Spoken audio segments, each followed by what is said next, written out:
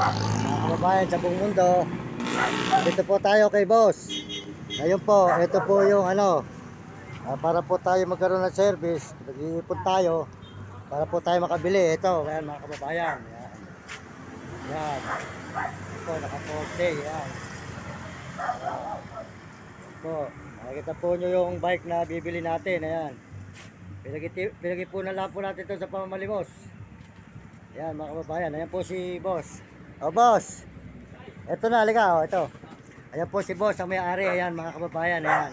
Bibilin po natin sa kanya para po pag pupunta tayo ng Baguio, meron na po tayong service. Ayan, mabait po si boss.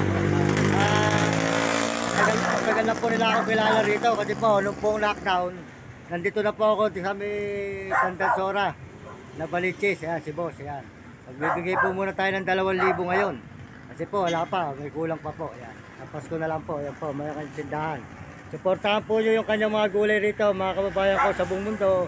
Bumili kayo rito sa kanyang mga tindahan, gulay. Ayan, marami po saging. Ayan.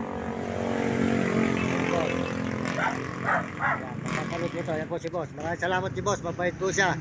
Matagal na po nila ako kilala. Noon po, binibigyan nila ako rito kahit barya-barya. Ayan.